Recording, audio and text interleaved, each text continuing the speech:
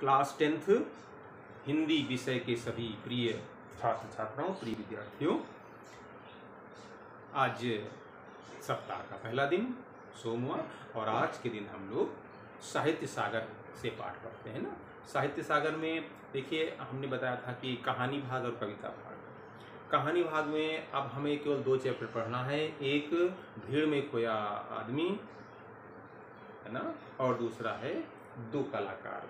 तो आज हम लोग पढ़ेंगे 2 कलाकार, ठीक। 2 कलाकार आपकी साहित्य सागर की कहानी भाग की ये कहानी है ना, जिसको हम लोग आज पढ़ते हैं। अंतिम कहानी है ये 2 कलाकार। कलाकार समझते हैं जो किसी न किसी कला में संलग्न हो, किसी न किसी कला से जुड़ा हुआ हो, वो कलाकार। तो यहाँ 2 कलाकार कौन है?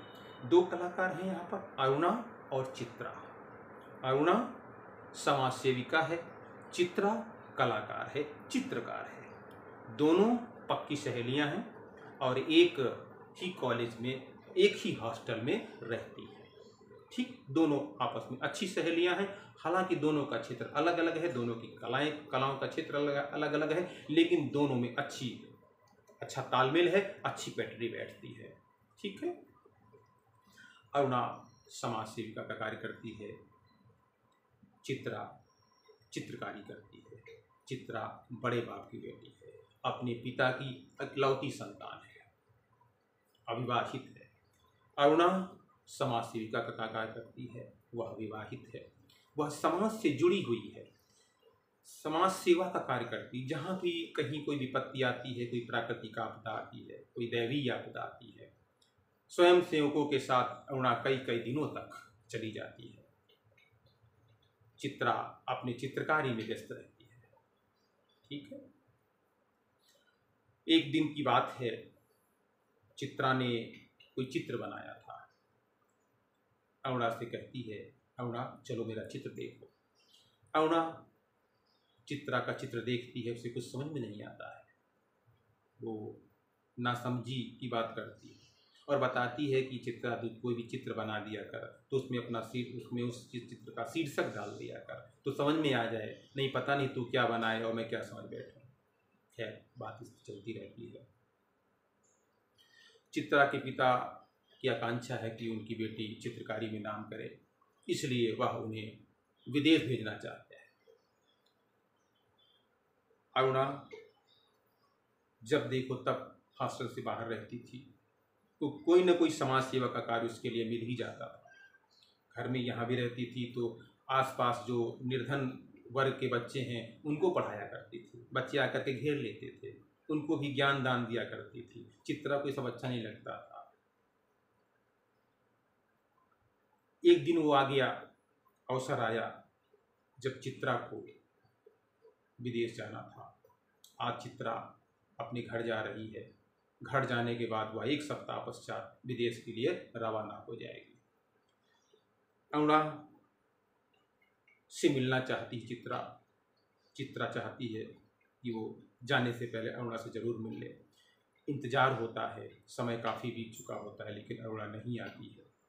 उसकी ट्रेन छूटने का वक्त आ जाता है, इसलिए चित्रा को कुछ सहेलियाँ उन्हें स्टेशन तक विदा करने आती हैं। चित्रा की आंखें लगातार अरुणा को निहारती रहती हैं, लेकिन अरुणा ऐन वक्त पर उपस्थित नहीं हो पाती है। जाने की पहले की घटना क्या होती है?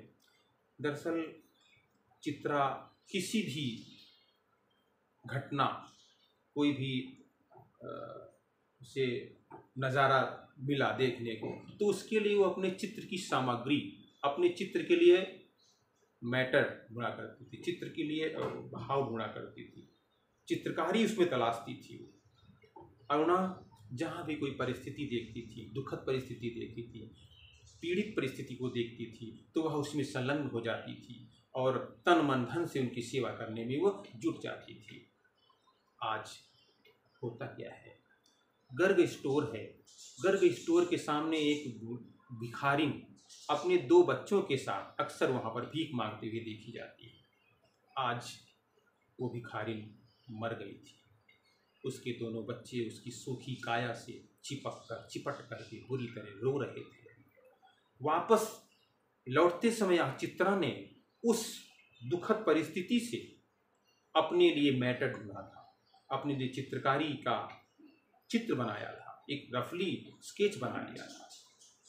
और हुआ क्या, आज अरुणा को जब पता चला कि गर्ग स्टोर के सामने बैठने वाली जो भिखारिन है वो मर गई है, तो अरुणा अपनी उसी उदारता का परिचय देती है, अपनी समाज सेविका का जो उसका रूप है उसका परिचय देती हुई वह वहाँ पर जो भी बंदोबस्त हो सकता है उसको करती है।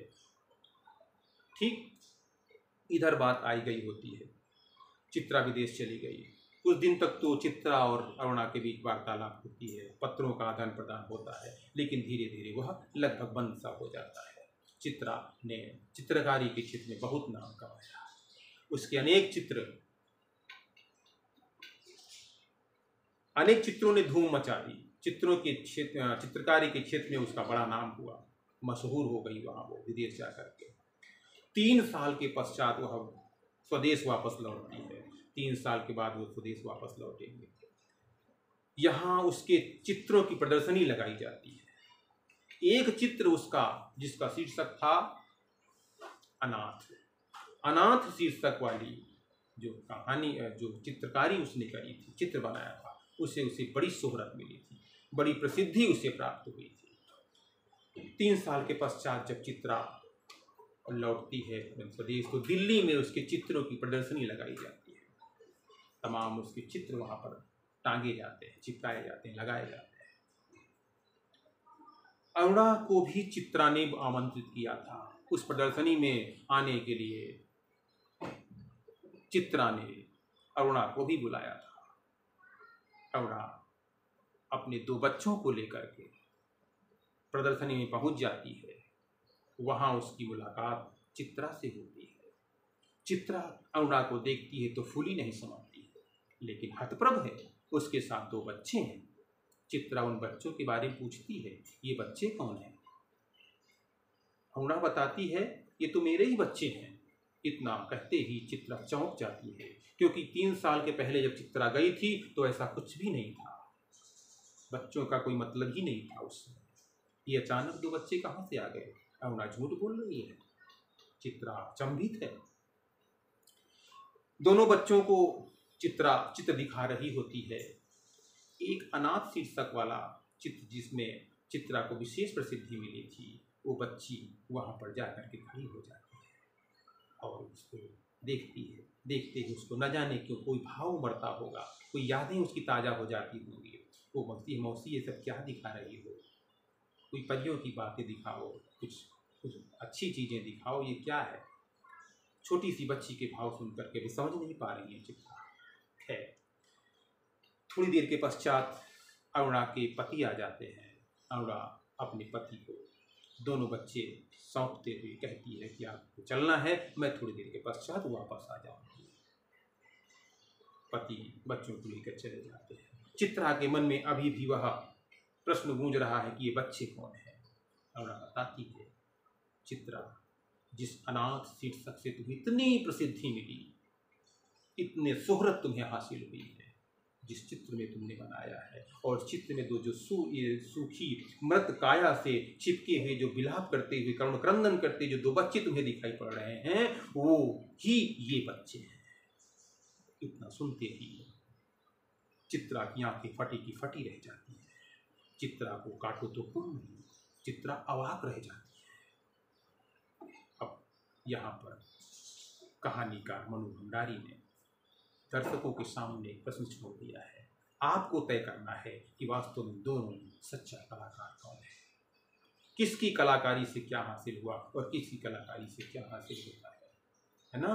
तो यहाँ जो गरीब हैं, जो शोषित हैं, जो पीड़ित हैं, जो लाचार हैं, जो बेबस हैं, जो मजलूम हैं, उनकी जिंदगी को सजाने संवारने का जो कार्य करती है वो कलाकार, या जो ऐसे दुखद, पीड़ित और तन मन को पीड़ित कर देने वाले ऐसे माहौल में भी जो अपनी चित्रकारी का मसाला ढूंढती है, वो चित्रकारी श्रेष्ठ है, या जो उन गरीबों, पीड़ितों, लाचारों के जीवन में खुशियाँ लाने के लिए दिन रात जुटी रहती है, वो चित्रकार श्रेष्ठ है। तो 2 कलाकार में यही अंतर है। और कहानी का यही पाठकों के सामने रखना चाहती है।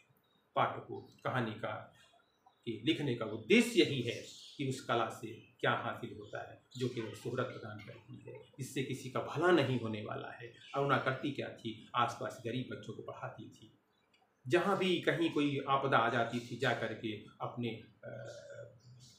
शरीर से, अपने बल से, अपने जो भी उसे हो सकता था तन मन से उनकी सेवा करती थी और उनके दुखी पीड़ित जीवन में खुशियाँ लाने का प्रयास करती थी। तो कुल मिलाकर के यहाँ पर इन दोनों कलाकार की कहानी थी। आपको कहानी समझ में आ गई होगी, आपके पास पुस्तक है दो कलाकार, उस कहानी को आप अच्छे ढंग से पढ़िएगा। नेक्स्ट टर्म में और बेहतर ढंग से आपको इस कहानी का जो विवरण आपके समक्ष प्रस्तुत किया जाएगा। तो ठीक है, सभी बच्चे अपने गद्य संकलन की किताब कहानी साहित्य सागर कहानी भाग की किताब उठाएंगे और उसमें से दो कलाकार पढ़ेंगे।